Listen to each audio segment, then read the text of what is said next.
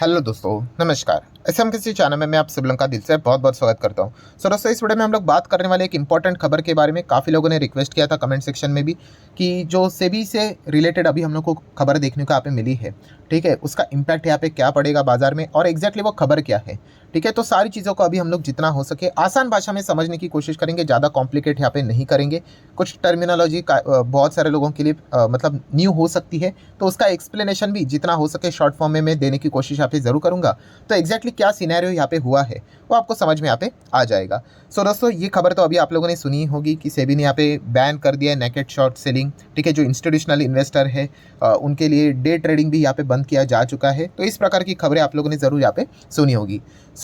इसी को अभी हम लोग यहाँ पे डिटेल में जानने की कोशिश करेंगे। बट सबसे पहले इंपॉर्टेंट चीज़ देखिए, ये चैनल किसके लिए है? इन्वेस्टर के लिए। इन्वेस्टर के लिए अगर मैं बात कर दोस्तों, तो आपको कोई भी पैनिक बिनिक करने की ज़रूरत नहीं है। आप बिंदास यहाँ पे रहो। डायरेक्ट हमारे ऊपर एज सच कोई इंपैक्ट नहीं पड़ेगा, इनडायरेक्टली सारी चीज़ें ये चलती रहती है। हाँ, तो खास करके अगर देखा गया जो ट्रेडर रहते हैं उनके ऊपर हम लोग को थोड़ा बहुत इंपैक्ट अगर पड़ जाता है शेयर के मूवमेंट के हिसाब से, वो हम लोग यहाँ पे कह सकते हैं। यूजुअली जो ये नए नियम सेबी ने यहाँ पे लाए हैं ना, वो बड़े प्लेयर्स के लिए लाए हैं।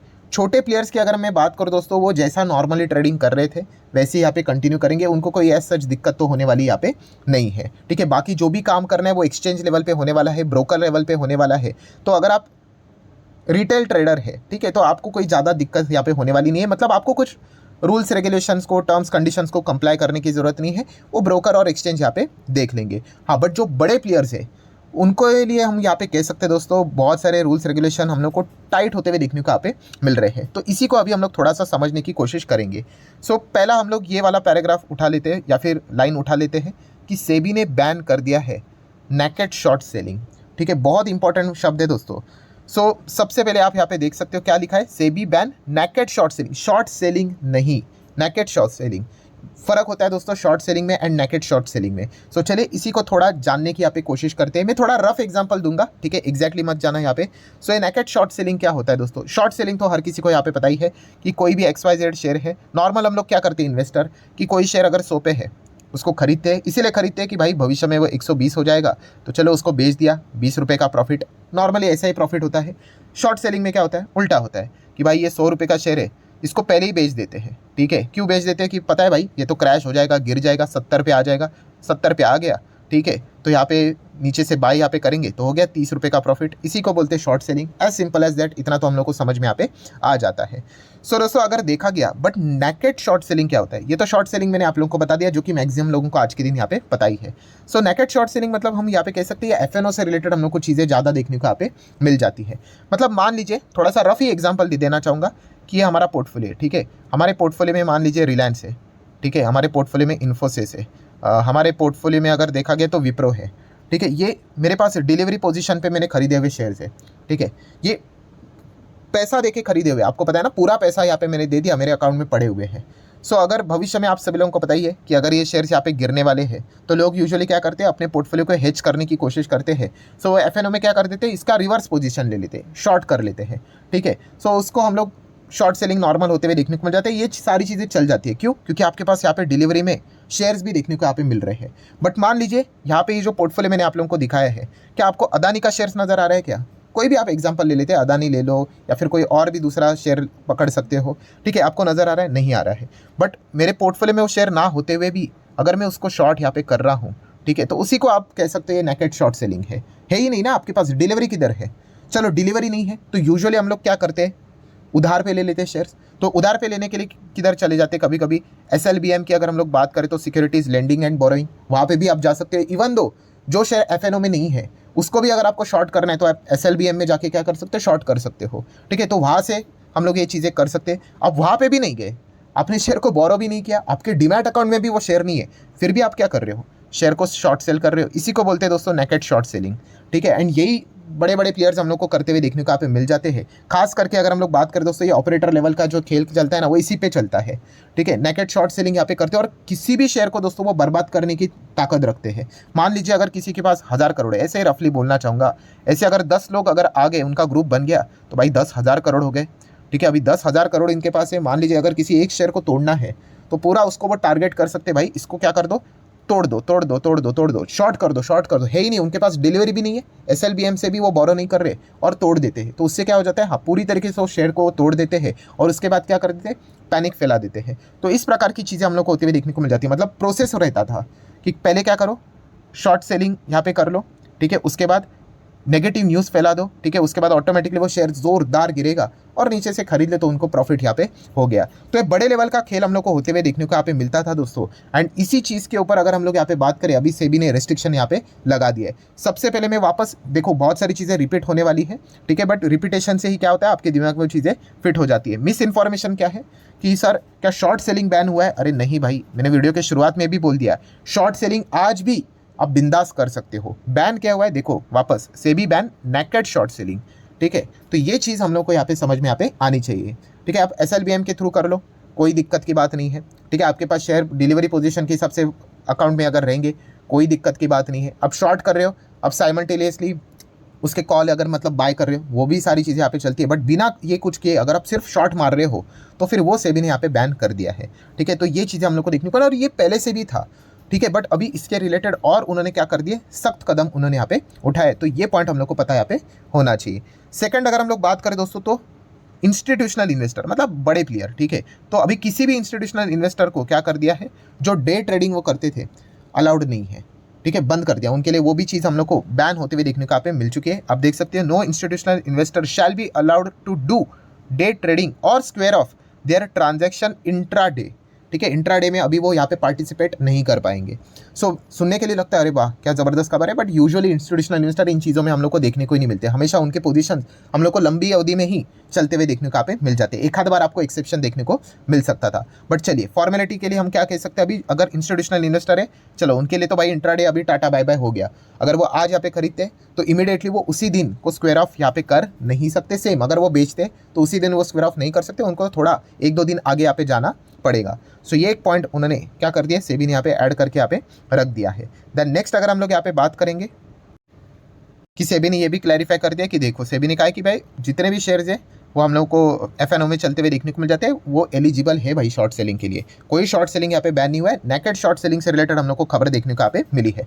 हाँ, अभी इसमें सबसे इंपॉर्टेंट चीज़ क्या है, देखिए यूजुअली सारी चीज़ें पहले से ही देखने को मिलती थी, इसमें सबसे एडिशनल अगर कोई पॉइंट बनाए दोस्तों, एडिशनल, यस, वो है डिस्क्लोजर, ठीक है। तो आप डिस्क्लोजर यहाँ पे सेबी ने क्या कर दिया, सारी चीज़ें अभी आपको ट्रांसपेरेंट होती हुई देखने को मिल जाएंगी। इस हिसाब से सेबी अभी हम लोग को ये वाला एक पॉइंट है, आप इसको मार्क कर सकते हो, ठीक है। बाकी की सारी चीज़ यूजुअली तो हम लोग को पहले से ही देखने को मिलती थी। अभी क्या है कि अगर आपको ये बाकी की चीज़ें करनी है, आपको डिस्क्लोजर देना पड़ेगा। ये पॉइंट हम लोग को देखने को मिल रहा है। और ब्रोकर को काम पे लगा दिया, एनएससी बीएससी एक्सचेंज को काम पे लगा दिया है, ठीक है। तो वो क्या है, तो उसको थोड़ा सा हम लोग जानने की यहाँ पे कोशिश करेंगे। तो देखिए यहाँ पे सेबी ने क्या बोल दिया है कि अभी अगर आप शॉर्ट सेलिंग यहाँ पे करते हो, करो, बिंदास करो, बट अभी क्या यहाँ पे होगा कि इससे रिलेटेड आपको प्रॉपरली डिस्क्लोजर रूल्स यहाँ पे है, उस हिसाब से आपको डिस्क्लोज करना पड़ेगा, ठीक है। ये एक पॉइंट उन्होंने सामने यहाँ पे रखा हुआ है। अभी डिस्क्लोजर के हिसाब से भी अगर मैं यहाँ पे बात कर दूँ तो आप यहाँ पे देख सकते हो, सबसे पहले तो ब्रोकर को बोल दिया है कि भाई जितने भी हम लोगों को शॉर्ट सेलिंग होते हुए देखने को यहाँ पे मिल जाएंगे, स्क्रिप्ट वाइज